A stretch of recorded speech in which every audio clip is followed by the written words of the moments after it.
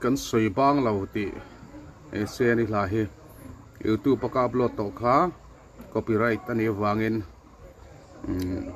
delete lo ngai ta si a chuwang chon copyright ani lo na turin hetiang hianin ma kalak mai anga ya chuwang chuanin karon upload khale don ani khongai takin lo thlir tu le ngai thatu zong zong te kangen du cheu chu khongai takin milo share sakula milo like sakula atop thangin min lo ngai thak sakula kadu ani in zavain hun man lom vek ule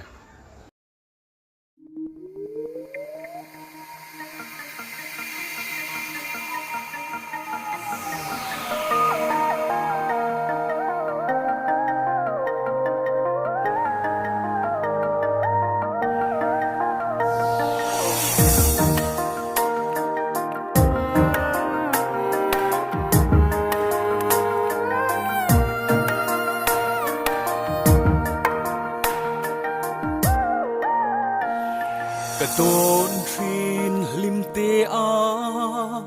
kan len lai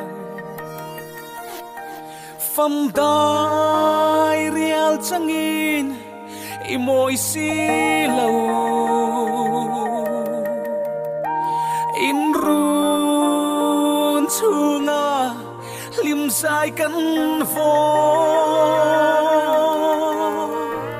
ma se tra khua ti sei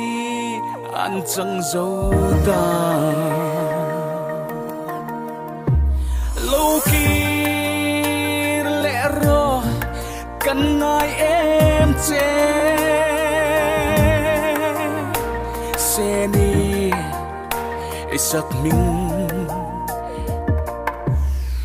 cần xoay băng lâu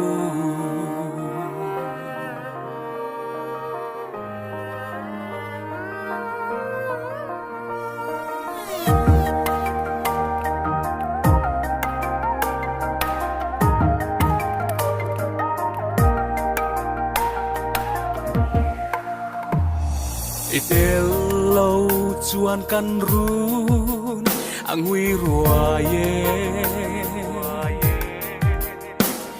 isu ling u te kha kan thir changi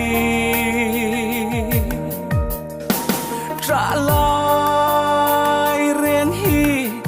kan bang thei lo se ni kan ru lâu môi lẽ ro lâu khi lẽ ro cần ai em che se ni sắc mình cần xoay băng lâu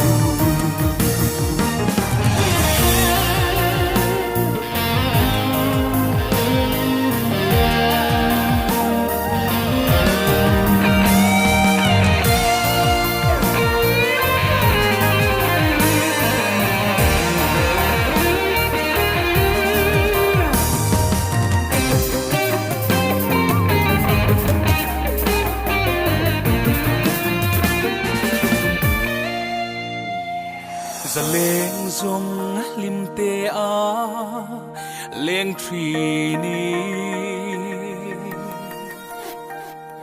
isak mel ton tur om si lo lung lam kan vai tra kan bang lo lalpa kan nghen che lâu quang qua ro lâu khi lẽ ro cần ai em che se ni sắc mình